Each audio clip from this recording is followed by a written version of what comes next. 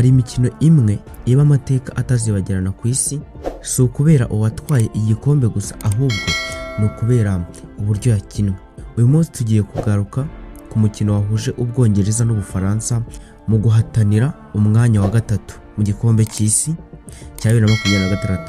Umukino warangiye Ubwongereza butsinze Ubufaransa ibitego 6-4, uba umwe mu mikino yatsinzwemo ibitego byinshi mu mateka y'iki cyiciro. Nubwo Ubufaransa bwatsinzwe, Kylian Mbape yongeye kwandika amateka ku giti cye, ariko se niki cyatumye Ubwongereza bwitwara neza gutyo? Reka tubisesengure byose. Abakinnyi ba Thomas Tuchel binjiye mu kibuga bafite intego yo kurangiza irushanwa neza, ntibategereje igihe kinini. Ku munota wa gatatu Declan Rice yafunguye amazamu aha Ubwongereza icyizere hakiri kare. Nyuma ku munota wa 18 Ezri Konsa atsinda igitego cya kabiri. Ubufaransa bwagaragaje gutuza umukino, ariko hagati mu kibuga Ubwongereza bwakomeje kuburusha imbaraga. Ku munota wa 37 Bukayo Saka atsinda igitego cya gatatu. Mbere gato yuko igice cya mbere kirangira, Saka yongeye gutsinda ku munota wa 45, yongeraho igitego kimwe, butuma amakipe ajya kuruka Ubwongereza buyoboye n'ibitego 4-0 bw'Ubufaransa.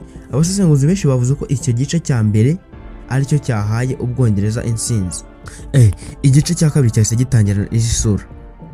Kapiteni w'Ubufaransa Kylian Mbape yatsinze ku munota wa 48 agarura icyizere mu bafana nyuma y'imyitozo mike. Bradley Barcola atsinda igitego cya kabiri cy'Ubufaransa ku munota wa 54. Umukino wari utangiye guhinduka. Ku munota wa 33 Mbape yongeye kubona inzamu atsinda igitego cya kabiri. Muri icyo gihe abafana batangiye kwizera ko Ubufaransa bushobora gukora comeback idasanzwe, ariko Ubwongereza ntibwacitse intege. Mu mukino ukomeye nk'uyu, hari abakinnyi batagaragara gusa kubera amazina yabo, ahubwo bakagaragara kubera ibikorwa byabo mu kibuga. Umwe muri bo ni Bukayo Saka. Saka ni umukinnyi wamenyekanye cyane kubera ibintu bitatu by'ingenzi: umuvuduko we, ubushobozi bwo gucenga abamurinda, ndetse no gufata imyanzuro myiza imbere y'izamu. Iyo akina ku ruhande rw'iburyo akunda gutera ikibazo abugarizi kubera uburyo ahindura umuvuduko akinjira imbere, cyangwa se agatanga imipira ishobora kuvamo ibitego. Muri uyu mukino uruhare rwe rwerekanye ko Ubwongereza butari bushingiye ku mukinnyi umwe gusa. yafashije ikipe ye gukomeza gutera imbere no gushyira igitutu ku bwugarizi bw'Ubufaransa. Ubuhanga bwa Saka ntabwo bugarukira gutsinda ibitego gusa. Ni umukinnyi ushobora gukurura abakinnyi babiri cyangwa se batatu, gufungura ahantu abandi bakinnyi banyuramo, no guha ikipe ye amahirwe menshi yo kugera ku izamu. Ibi nibyo bituma abatoza bamwizera cyane nubwo akiri muto. Amaze gukina imikino ikomeye ku rwego rw'isi kandi akagaragaza umutuzo udasanzwe. Ubwongereza bufite igisekuru cy'abakinnyi bafite impano nyinshi, abakinnyi nka Bukayo Saka, Jude Bellingham n'abandi batanga icyizere ko iyi kipe ishobora gukomeza guhangana n'amakipe akomeye ku isi. Mu gihe abantu benshi barebaga ibitego bya Mbappe, ubuhanga bwa Saka n'imbaraga z'Ubwongereza, hari undi mukinnyi wakomeje kugaragaza ko ashobora kuba umutima w'ikipe mu myaka iri imbere. Ubu ni Jude Bellingham. Uyu musore w'Umwongereza ntabwo ari umukinnyi usanzwe, ni umukinnyi ushobora guhindura umukino mu buryo butandukanye. Ashobora gukina hagati mu kibuga agatanga imipira ivamo ibitego, akinjira mu busatirizi, ndetse akanafata inshingano zo kuyobora bagenzi be. Jude Bellingham yavukiye mu Bwongereza kuwa 29 Kamena 2003.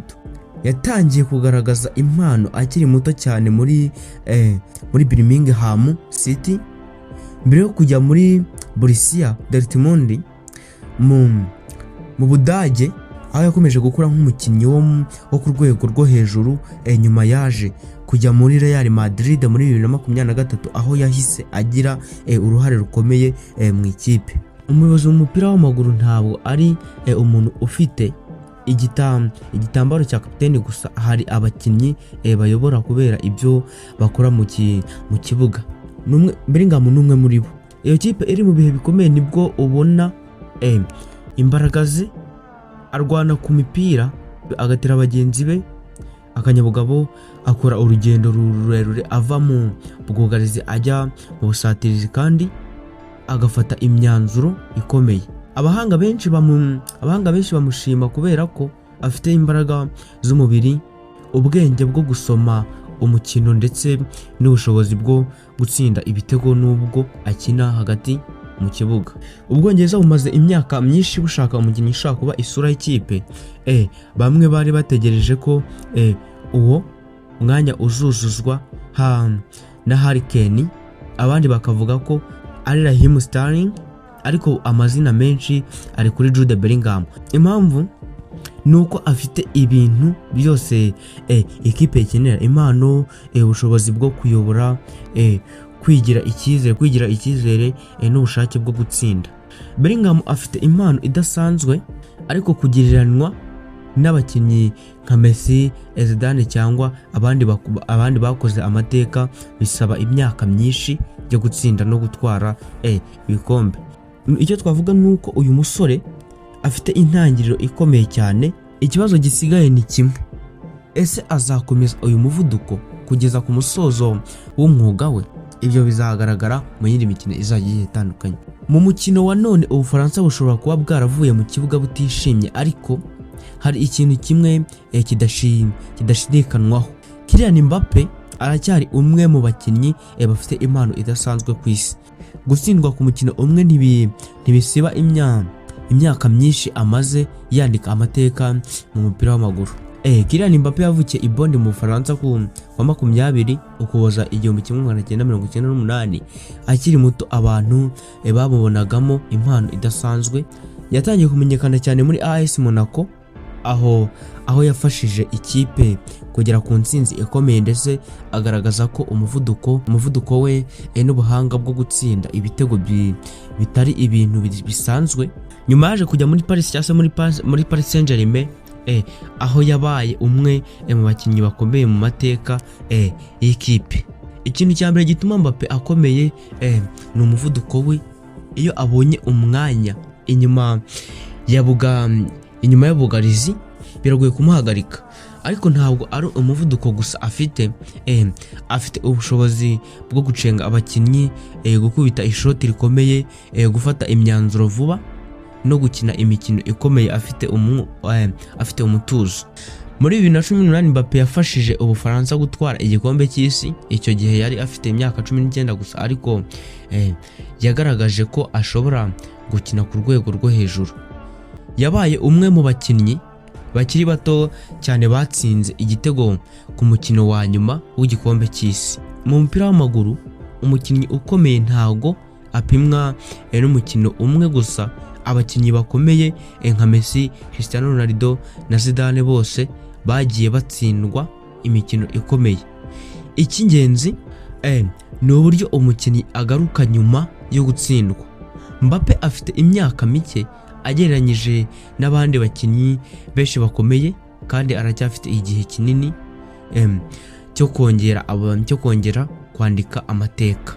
Nyuma yo kugera ku ntsinzi nyinshi no kwinjira mu mateka y'umupira w'amaguru, ubu ikibazo abantu bibaza ni kimwe: ese Mbappe azashobora kuba umwe mu bakinnyi bazibukwa nk'abakuru kurusha abandi?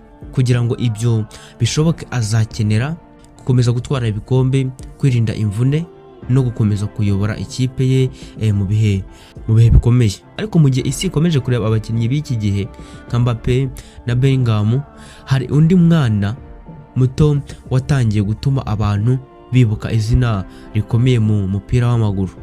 Ni Lamine Yamal, kandi inkuru ye ifitanye isano idasanzwe na Lionel Messi kubera ifoto imwe yafashe yafashwe hashize imyaka myinshi ikaba yongeye cyangwa se ikongera gutangaza isi.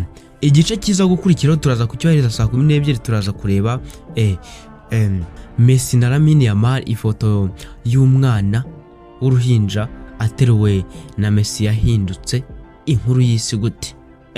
Ibyo nibyo tuza kureba. Gusa ariko mbere yuko twihuta ndagira ngo mbanze mbabwira akantu mbere yuko batangira uyu mukino cyangwa se mbere yuko Kylian Mbappe akina, ndagira ngo mbanze mbabwire amagambo yabwiye umutoza. Yababwiye ngo today is your last dance, give us so much.